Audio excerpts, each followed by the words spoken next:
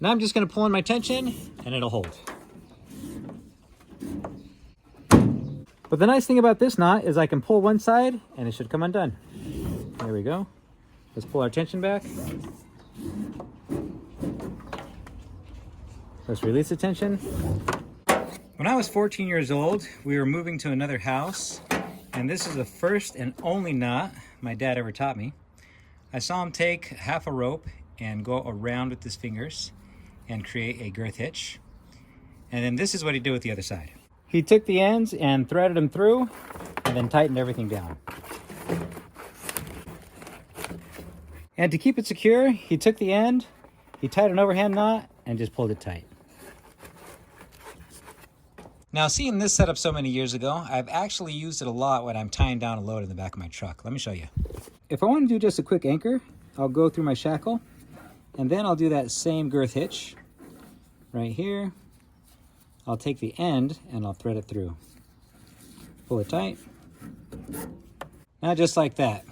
There have been more trips than I can count with how many trips I've taken with this knot.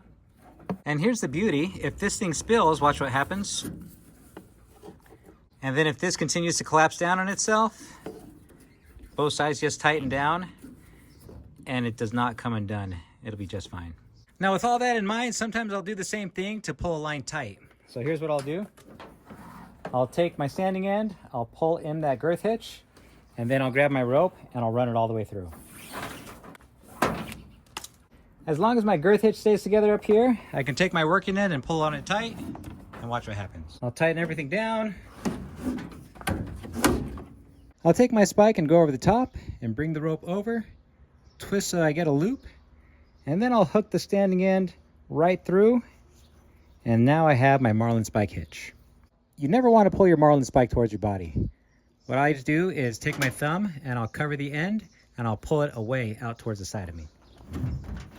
Now the only issue with this system is as you pull in your tension, you clamp down on your girth hitch, and so it gets difficult the tighter you get. Too much tension will spill the knot, but it'll still be secure. In the summertime when the weather... This is what you call a knife knot. It can only be undone with a knife.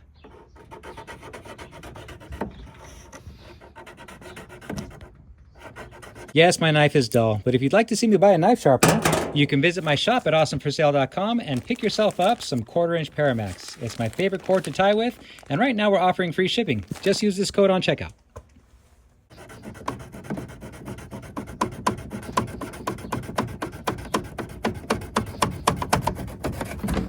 That original knot went like this. I'd pinch around and I'd create a girth hitch, and then I would slip in the other end. There we go, just like that.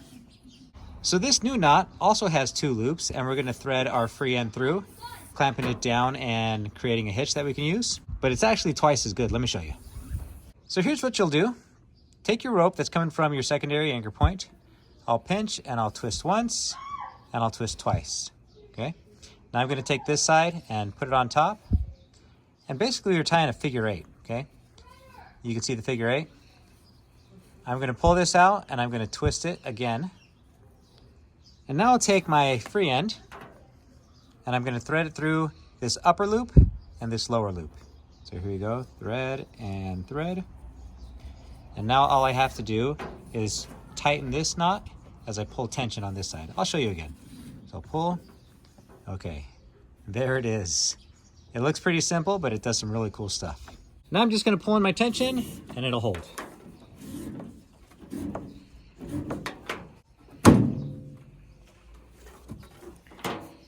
But the nice thing about this knot is I can pull one side and it should come undone. There we go.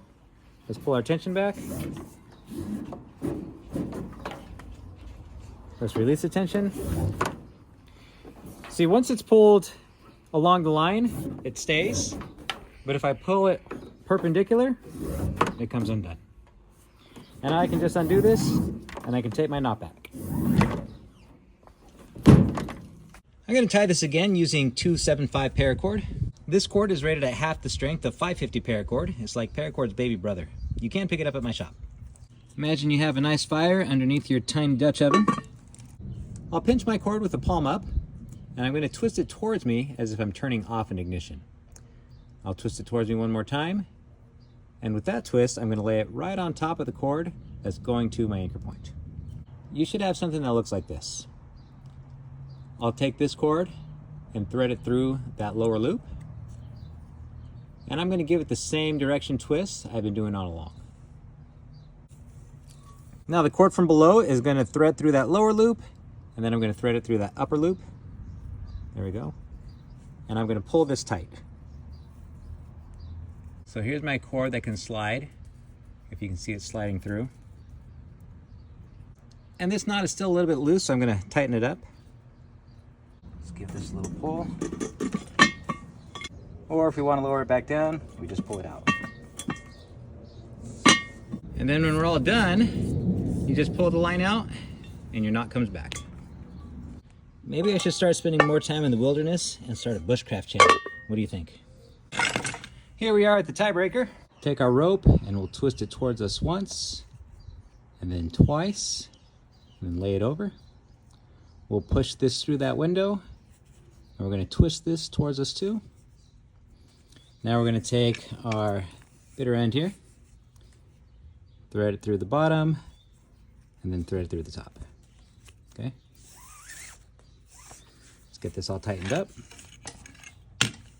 Now what we don't want is when this tightens up for our end that slides to get pulled through. And so to do that, the end that we're tensioning, we want to keep it straight as we dress up the knot that goes around it. So we'll keep this straight and pull this tight. There we go. Now we're looking pretty good. I think we can pull this and tighten it up. All right, let's pull in our tension.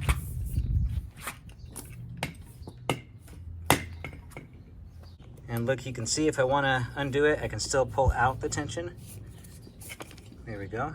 But my thought is, as this tightens up, this is just going to slip. That's what I'm thinking is going to happen under extreme tension. And if you're wondering, the knot on the left is what I've heard called a water bowline.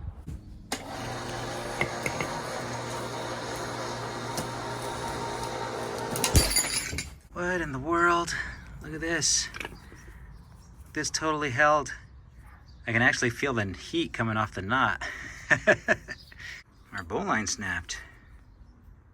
Did I just beat the bowline? Now, wouldn't it be awesome if I could still pull this apart? I have my doubts, but we're gonna give it a try. Oh no, that is totally fused together. Yep, that ain't happening. Well, it looks like I need to grab Matilda.